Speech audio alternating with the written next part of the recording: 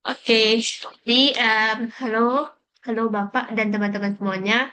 Em, Sebelumnya kami akan mempresentasikan bisnis plan kami, bisnis plan si Rujak. Jadi langsung saja kita mulai. Di sini yang bab pertama tuh ringkasan eksekutif. Jadi di mana di sini ada konsep bisnis. Jadi bisnis ini itu merupakan usaha baru yang ingin dirintis di Medan. Dengan produk utama kita itu berupa bumbu rujak sirsa. Lalu produk ini menghadirkan inovasi dan cita rasa bumbu rujak dengan kombinasi unik gula merah dan sirsa yang menghasilkan keseimbangan rasa manis, asam, dan pedas yang lebih kompleks dibandingkan bumbu rujak biasa. Bisnis ini bertujuan untuk menjawab kebutuhan pelanggan yang menginginkan bumbu rujak praktis, higienis, dan tahan lama, serta memberikan pengalaman rasa yang berbeda dari bumbu rujak umumnya. Umumnya berbahan dasar kacang tanah. S- Tapi kali ini menggunakan sirsa. Lalu untuk misi perusahaan, di sini misinya adalah menghadirkan rasa otentik dengan kombinasi manis asam khas sirsa. Yang kedua, mengedepankan kualitas dengan bahan alami dan proses produksi higienis untuk menjaga keaslian rasa. Lalu yang ketiga, mendukung inovasi produk lokal dengan terus berkreasi dan varian rasa dan kemasan yang praktis. Yang keempat, membangun brand yang dikenal luas melalui promosi digital dan partisipasi dalam event kuliner. Lalu yang terakhir, memberikan pengalaman terbaik bagi pelanggan dengan pelayanan yang responsif dan produk yang tahan lama. Lalu ya ada bagian C produk atau jasa. Jadi di sini produk utama yang ditawarkan adalah bumbu rujak sirsa. Jadi dia dalam bentuk bumbu cair mengental yang dikemas dalam kotak plastik bening. Produk ini memiliki daya tahan hingga 1 tahun jika disimpan dengan baik, seperti disimpan di kulkas. Lalu pasar utama bagi produk ini yaitu konsumen individu yang ingin menikmati rujak dengan cita rasa berbeda. Lalu yang kedua, pelaku usaha makanan yang membutuhkan bumbu rujak siap pakai. Yang ketiga, event kuliner, bajai makanan, dan toko oleh-oleh yang menjual produk khas daerah. Lalu yang D, persaingan. Saat ini pasar bumbu rujak didominasi oleh produk berbasis kacang dan gula merah, sehingga keunggulan bumbu rujak sirsak ini dibanding kompetitor lainnya itu yaitu inovasi rasa unik yang mengombinasikan gula merah dan sirsa, daya tahan produk lebih lama, dan kemasan higienis dan praktis. Yang dimana berbeda dari bumbu rujak tradisional yang sering dikemas dalam plastik biasa. Lalu yang target dan ukuran pasar. Target utama produk ini adalah kalangan muda yang gemar mencoba varian rasa baru, ibu rumah tangga dan keluarga yang mencari bumbu rujak berkualitas. Lalu yang ketiga, pencinta kuliner dan food antusias yang gemar mencoba rasa baru. Yang terakhir, pelaku usaha kuliner yang membutuhkan bumbu rujak praktis. Lalu di sini strategi pemasarannya yaitu pertama media sosial, di mana menyediakan konten yang berkualitas untuk menarik para konsumen, interaksi aktif di sosial media untuk meningkatkan hubungan dengan para konsumen, menyediakan promo khusus agar konsumen tetap setia. Lalu yang kedua, partisipasi dan pameran, menjual dan mengenalkan produk di berbagai event kuliner di Medan, menjalin kerjasama dengan komunitas pecinta kuliner. Lalu yang ketiga, kerjasama dengan influencer, memilih influencer yang tepat, berkolaborasi dengan influencer dan membuat konten kampanye berbasis hashtag agar mudah diingat oleh para konsumen. Lalu tim manajemen di sini di dalam usaha kita tuh dia dimiliki oleh 3 orang. Jadi dengan pembagian peran sebagai berikut. Yang pertama manajemen produksi, yang kedua manajemen pemasaran, yang ketiga manajemen keuangan. Lalu di sini ringkasan keuangan itu biaya tetap fixed cost itu per bulan 3 juta. Biaya variabel per bulan itu 1.120.000. Biaya totalnya keseluruhan itu 4.120.000. Lalu yang bab 2 di sini masuk ke gambaran perusahaan, di mana di sini nama usahanya si Rujak, lokasinya di Jalan C. Asahan ya merupakan kosnya si Daniel. Badan hukum ya belum ada. Jadi sekarang sih sedang mencari investor lah ya. Sen- Jadi bisa melekat di badan hukum si investor nanti. Lalu visi dan misi perusahaan, visinya menjadi brand bumbu rujak sirsa yang dikenal luas di Indonesia menghadirkan perpaduan cita rasa unik dan enak. Misinya tadi sudah saya jelaskan di sebelumnya. Lalu, C. Gambaran sekilas tentang produk atau jasa. Bumbu rujak sirsa ini merupakan inovasi bumbu rujak dengan cita rasa unik yang mengombinasikan manisnya gula merah dan asam segar dari sirsa. Ya, lalu keunggulan utama bumbu ini adalah perpaduan rasa yang lebih kompleks dibandingkan bumbu rujak biasa, menciptakan sensasi segar dan lezat di setiap gigitan. Target pasarnya meliputi pembeli online melalui marketplace serta event baja makanan dengan produksi awal dilakukan secara mandiri. Lalu perkembangan sampai saat ini usaha bumbu rujak sisa masih dalam tahap persiapan, terutama dalam pengadaan perlengkapan produksi, pembelian alat-alat pendukung dilakukan secara bertahap untuk memastikan efisiensi biaya. Lalu beberapa eh, yang telah dilakukan dalam tahap ini meliputi riset dan uji coba formulasi bumbu untuk mendapatkan keseimbangan rasa yang tepat, identifikasi bahan baku termasuk gula merah dan sisa, penyusunan konsep kemasan dengan desain kotak kuning untuk menjaga kualitas produk, pemasaran awal melalui media sosial dengan memposting konten di Instagram untuk menarik perhatian calon pelanggan dan membangun engagement. Lalu yang status hukum dan kepemilikan. Di sini saat ini usaha bumbu rujak sisa belum memiliki status hukum resmi. Namun terdapat opsi untuk mendaftarkan usaha secara mandiri atau bekerja sama dengan investor. Lalu dari sisi kepemilikan, usaha ini dimiliki oleh 3 orang dengan pembagian peran dalam produksi, pemasaran, dan operasional. Ya. Saat ini juga sedang dipertimbangkan kemungkinan mencari investor untuk mempercepat pengembangan bisnis. Skema kerjasama dapat mencakup penggunaan badan usaha milik investor. Oke, lanjut ke Daniel. Oke, kita masuk ke bagian 3 atau bab 3, itu strategi pemasaran. Nah, yang pertama itu ada segmentasi pasar. Untuk memasarkan si bumbu rujak yang berbahan dasar sisa ini penting untuk kita mengidentifikasi dan memahami segmen pasar yang tepat itu apa aja dan target utamanya apa aja gitu. Nah, target utama yang pertama itu ada pecinta kuliner dan food enthusiast. Jadi kelompok ini terdiri dari individu yang menghargai kuliner dengan variasi dan juga inovasi rasa baru. Nah, kelompok-kelompok ini juga sering mencari pengalaman kuliner yang unik serta berbeda dengan biasa mereka temui. Terus yang kedua ada ibu rumah tangga. Jadi segmen ini mencakup ibu rumah tangga yang gemar memasak dan selalu mencari produk baru untuk meningkatkan variasi menu dalam masakan keluarga. Terus mereka cenderung tertarik dengan produk yang menawarkan cita rasa khas dan dengan bahan alami. Terus yang ketiga ada kalangan anak muda yang gemar mencoba variasi rasa baru.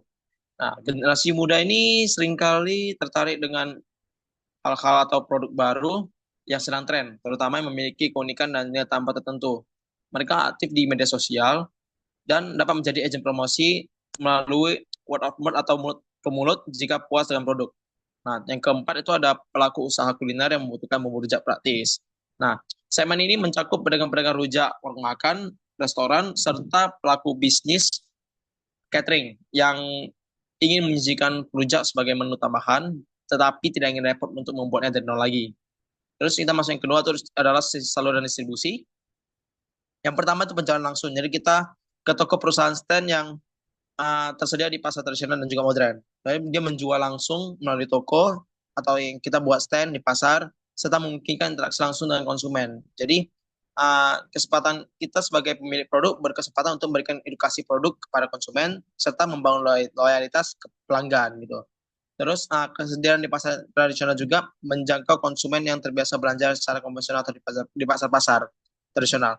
Sementara di pasar modern dapat menarik konsumen untuk mencari produk inovatif dan lain sebagainya. Terus yang kedua ada penjualan online. Nah, melalui platform e-commerce dan juga media sosial itu memanfaatkan platform e-commerce seperti Tokopedia, Shopee, Bukalapak dan sebagainya untuk memungkinkan produk menjangkau next produk-produk yang kita tawarkan itu menjangkau konsumen di berbagai wilayah tanpa uh, jarak geografis gitu. Selain itu, penggunaan media sosial seperti Instagram, Facebook, WhatsApp, dan lain sebagainya dapat meningkatkan interaksi dengan konsumen juga, memperkenalkan produk serta memfasilitasi transaksi antar konsumen dan produk apa produsen gitu.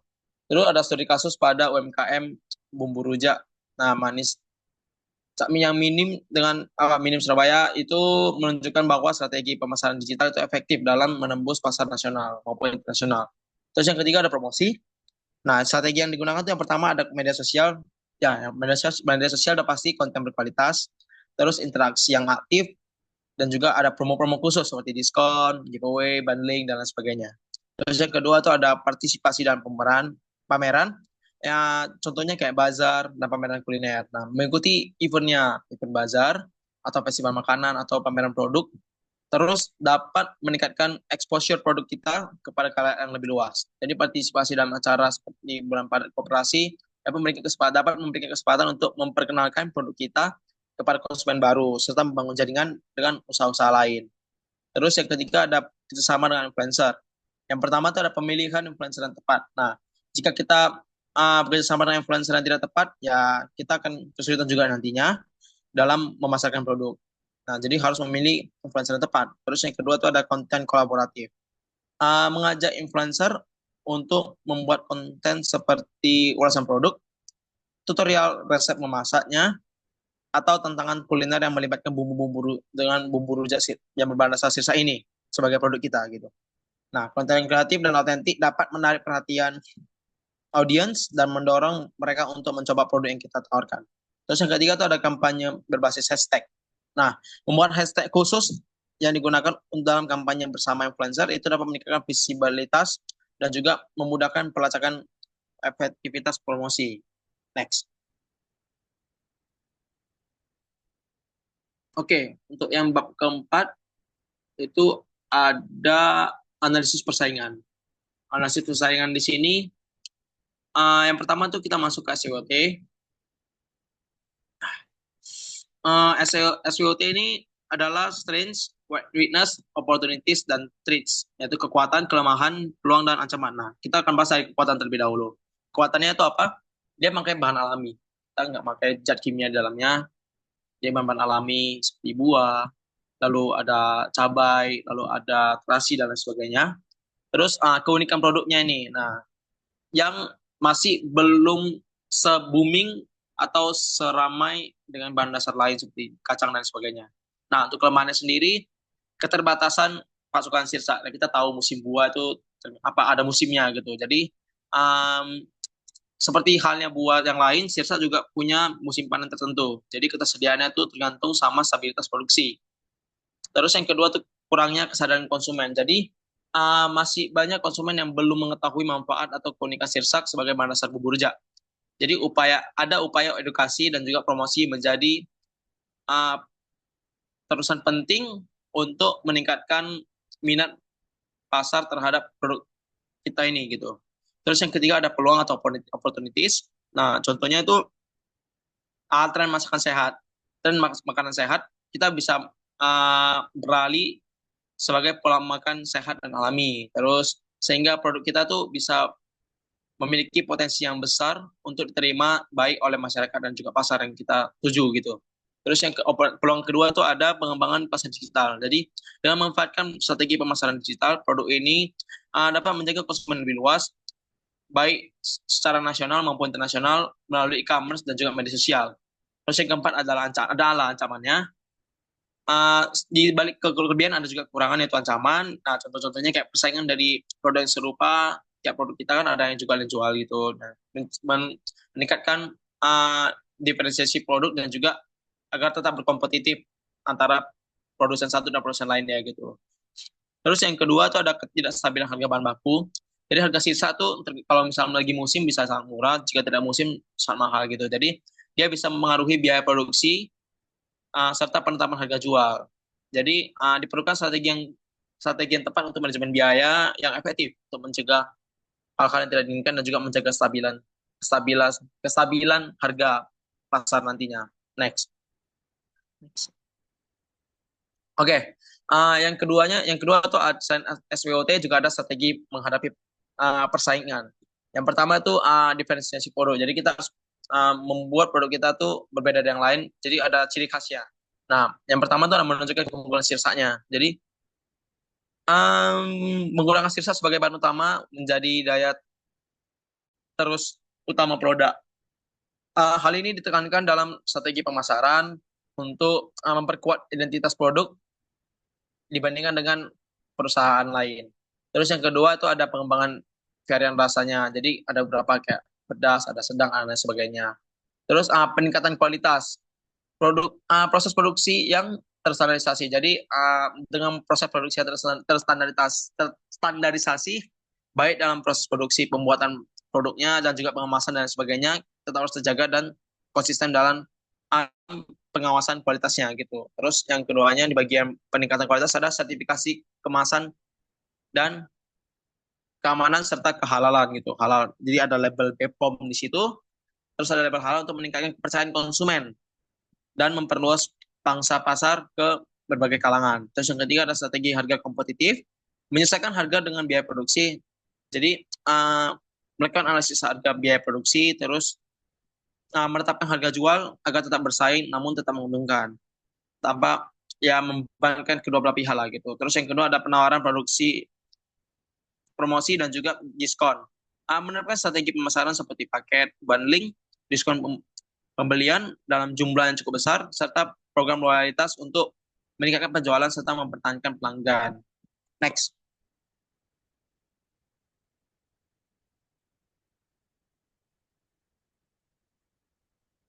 Oke, kita masuk ke bab 7, itu rencana keuangan.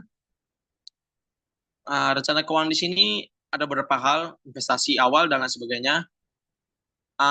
Komponennya itu kita menggunakan rincian kasar atau prediksi kasar.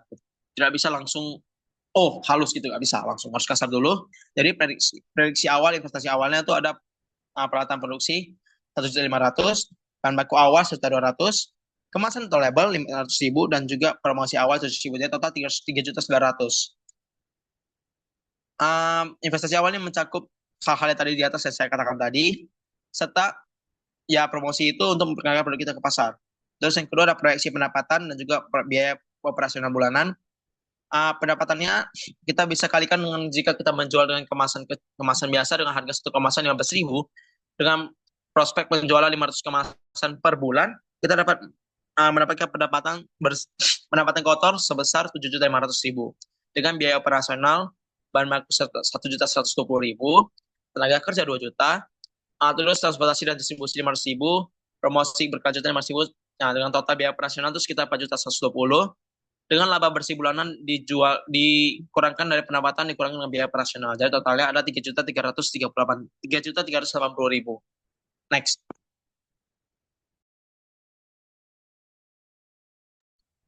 Oke, yang ketiganya itu ada analisis kelayakan usaha dari break-even point, terus ada return on investment, itu ada ROI. Nah, break-even point ini kita seberapa lama kita mendapatkan titik balik dari harga dari nilai jual kita. Jadi di BEP ini itu titik tengahnya sebelum mencapai untung dan juga sebelum memasuki rugi dan laba itu. Tuh. Nah, cara ngitungnya seperti yang tidak dirumus, itu ada rumusnya biaya tetap per harga jual per unit dikurang harga biaya variabel per unit dibagikan. Nah, untuk BEP-nya sendiri hitungannya dari biaya tetap bulanan itu 3 juta, terus biaya variabel per unit atau 2.240 karena 1.120 dibagi 500 dengan harga jual per unit 15.000. Jadi 3 juta dibagikan 15.000 dikurangi sama 2.240, jadi 3 juta per 12.760, jadi 235 unit. Jadi perusahaan itu harus menjual minimal 235 unit untuk mencapai titik impas, atau maksudnya untuk menutup modal gitu, balik modal istilahnya. Nah, yang kedua itu ada ROI atau return on investment, itu rumusnya laba bersih per investasi awal dikasih 100%. Nah, ROI-nya di sini kita masukin laba bersih tadi 3.380.000 dibagikan sama investasi awal kita tadi 3.900.000. Nah, dikalikan 100%, jadi totalnya 86%. Jadi berarti setiap bulan ini perusahaan memperoleh pengembalian sebesar 86,6% dari total investasi awal yang kita keluarkan tadi. Next.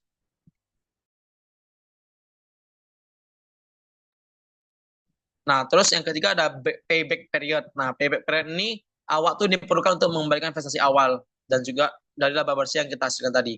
Nah, rumus payback period itu adalah investasi awal dibagikan sama laba bersih bulanan. Jadi investasi awal kita 3.900.000 dengan harga apa dengan laba bersih bulanan kita 3.380.000, ya kita bagikan aja keduanya dan dapatlah hasilnya tuh 1 juta 1 bulan 1,15 bulan. Jadi kita memerlukan waktu 1,15 bulan untuk membalikan investasi awal kita sesuai dengan laba bersih yang kita dapatkan yaitu 3.380.000 dengan total penjualan minimal 235 kemasan per bulannya.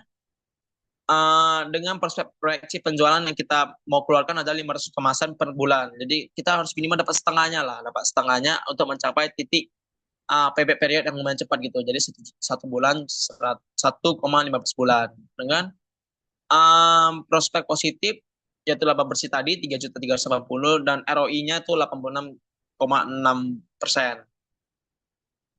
Next.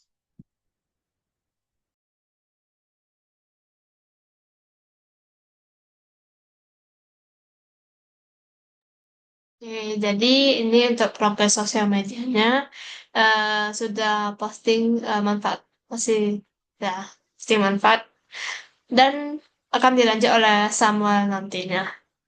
Saya akan menjelaskan selanjutnya tentang bab 5 dan 6. Pertama, bab 5 itu tentang produk dan jasa usaha. Pertama itu deskripsi. Satu, ciri-ciri produk dan jasa. Serujak ini adalah bumbu rujak inovatif yang terbuat dari bahan utama gula merah dan sirsak alami. Produk ini menghadirkan cita rasa khas yang mengkombinasikan manis, asam, dan segar dalam satu kemasan. Tanpa tambahan bahan pengawet yang berlebih, serujak ini dikemas secara higienis untuk menjaga kualitas dan keamanan pangan. Produk ini tersedia dalam berbagai ukuran kemasan yang praktis sesuai dengan kebutuhan. Kedua, manfaat untuk pelanggan. Memberikan berbagai manfaat bagi pelanggan, terutama bagi pecinta kuliner yang menginginkan bumbu rujak sehat dan alami. Produk ini menjadi alternatif bagi mereka yang mencari bumbu rujak tanpa kacang, cocok untuk individu dengan alergi. Ketiga, itu jaminan. Diproduksi dengan standar kebersihan yang tinggi, menggunakan bahan segar yang dipilih dan ketat. Produk ini memiliki masa simpan optimal sehingga tetap berkualitas selama periode tertentu. Jika terjadi kerusakan pada produk selama proses pengiriman, pelanggan dapat mengajukan klaim penggantian dengan menunjukkan bukti yang valid. Keempat, atau ada keunikan. Keunikan utama si rujak ini terletak pada penggunaan sirsak sebagai bahan dasar, di mana menggantikan kacang tanah yang biasa digunakan dalam bumbu rujak. Ini menjadikan si rujak lebih inklusif bagi pelanggan yang memiliki alergi kacang. Selain itu, cita rasa yang dihasilkan lebih segar dan berbeda dari produk jenis yang ada di pasaran. Yang B itu ada perlindungan hak paten atau merek dagang, di mana bernama si rujak menggunakan biaya PNBP dengan proses itu adalah 4-14 hari kerja dengan sertifikasi dan perlindungan. Yang C ada uraian mengenai proses produksi. Untuk memastikan kualitas bahan terbaik, si rujak menggunakan bahan baku pilihan yang diperoleh dari sumber terpercaya. Setiap bahan dipilih dengan cermat untuk memastikan kesegaran rasa dan kemasan dan keamanan dengan cermat untuk memastikan kesegaran rasa dan keamanan produk. Gula merah dan sirsak ini diperoleh langsung dari petani lokal yang telah bekerja dengan kami. Sementara bahan tambahan lainnya dipilih dari pemasok yang memiliki standar kualitas yang tinggi. Dengan penggunaan bahan berkualitas, serujak dapat memberikan pengalaman rasa yang unik dan lezat bagi pelanggan.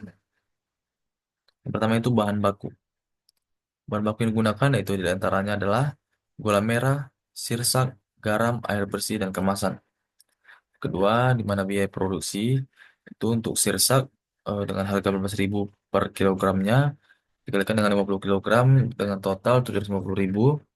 Kemudian gula merah atau gula pasir eh, seharga 12.000 per kilonya dikalikan dengan 10 kilo menghasilkan 120.000 rupiah. Dengan cabai, garam, dan bahan tambahan sebesar 50.000, kemasan sebesar 200.000, sehingga total bahan baku dengan penjumlahan dari beberapa komponen tersebut adalah 1.120.000.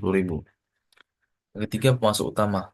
Pemasok utama itu berasal dari petani lokal untuk sirsak gula merah dan distributor bahan baku untuk garam dan air, yang di penawaran produk atau jasa di masa yang akan datang. Adapun rencana yang kami usahakan antara lain, yang pertama, mengembangkan variasi rasa seperti si rujak pedas, si rujak asam manis, dan si rujak extra fresh. Menyediakan kemasan yang lebih untuk UMKM, menjual dalam bentuk bumbu rujak instan dalam saset, ekspansi ke pasar modern, retail, dan e-commerce. Selanjutnya ada bab 6, mana itu adalah berjudul strategi pemasaran. Yang A, target pasar. Satu, profil dan demografis lengkap.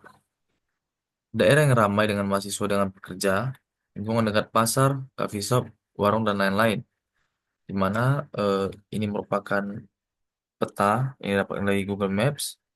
Di titik merah ini adalah posisi dari kantor kantor kami. Kemudian karakteristik lain pelanggan yang penting. Sasaran kami adalah seluruh orang atau semua orang, segala usia, dan warung atau supermarket. Untuk itu, kami memulai promosi dari daerah yang mayoritas terdapat warung dan supermarket. Karena kami menganggap akan lebih efektif jika mempromosikan ke warung dan supermarket. Selain itu, kami juga mempunyai rumah produksi yang siap didatangi siapa saja dan siap melayani jasa konsultasi dan permintaan pemesanan. Untuk program jangka panjang, kami merencanakan penjualan langsung kepada mahasiswa-mahasiswa USU untuk melancarkan penjualan kami. Selanjutnya, B, itu motivasi pelanggan untuk membeli. Cukup banyak yang jual rujak, tapi dengan bahan yang biasa saja. Semakin pesat berkembangnya zaman dan teknologi, semakin pesat juga ide dan keinginan pelanggan untuk membeli makanan yang unik di masa sekarang. Selanjutnya C, ukuran dan tren pasar. Pertama, seberapa besar pasarnya? Untuk pasar, bisa dibilang cukup besar, karena kami hidup di lingkungan masyarakat yang terdapat banyak mahasiswa, warung, supermarket, yang memungkinkan penjualan kami berjalan dengan cukup lancar. Kedua, apakah pasarnya membesar atau menyusut? Seberapa besar kecepatan pembesarannya? Pasarnya akan semakin besar karena keunikannya tadi. Dan semakin tersebarnya informasi penjualan rujak dengan rasa unik ini di kalangan mahasiswa dan supermarket, maka pasarnya akan pasti membesar. Dan kemungkinan besar eh, eh, sangat cepat untuk tersebar informasi di periklanan dan promosi. Pertama, media yang digunakan. Pertama itu media sosial, kita menggunakan Instagram, TikTok, dan lainnya. Kedua, event makanan, itu kami turut serta dalam event-event seperti pameran makanan. Yang kedua itu biaya media. Untuk media promosi, kami tidak mengeluarkan biaya apapun karena kami menggunakan akun buat sendiri. Yang ketiga, frekuensi penggunaan. Frekuensi penggunaan cukup sering karena kami tidak mengeluarkan dana untuk media promosi. Kemudian, selain mempromosikan penjualan, kami juga memberikan pengetahuan penting tentang si rujak, terutama pada kualitas yang baik untuk kesehatan dari rujak yang kami jual. Yang keempat, itu rencana untuk membuat publikasi dengan membuat konten promosi melalui media sosial seperti Instagram dan TikTok. Yang E itu penetapan harga. Pertama, struktur biaya, ada biaya tetap dan biaya tidak tetap. Biaya tetap ini meliputi bahan-bahan dan ongkos pengiriman atau uang perjalanan. Biaya tidak tetap ini meliputi biaya-biaya listrik, air, keikutsertaan dalam event, dan biaya lainnya. Kedua, citra yang diinginkan di dalam pasar. Semakin unik dan sehat, produk yang dipasarkan akan semakin mahal. Hal ini dikarenakan biaya pembelian bahan tidaklah murah dan mudah. Ketiga, perbandingan terhadap harga-harga yang pesaing. Perbandingan dengan harga pesaing tidak terlalu jauh berbeda. Dengan kebetulan, di daerah kantor kami belum ada jenis usaha dengan produk seperti kami yang memungkinkan kami melancarkan penjualan kami tersebut dengan rasa yang unik. Terakhir itu strategi distribusi. Yang pertama, saluran distribusi yang digunakan.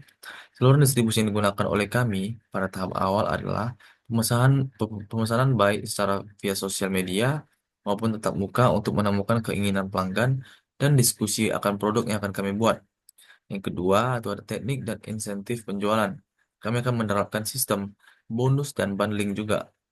Karena semakin banyak produk ini pesan dan dipamerkan, maka akan mendapat insentif penjualan juga. Sekian presentasi saya. bagian saya. Terima kasih.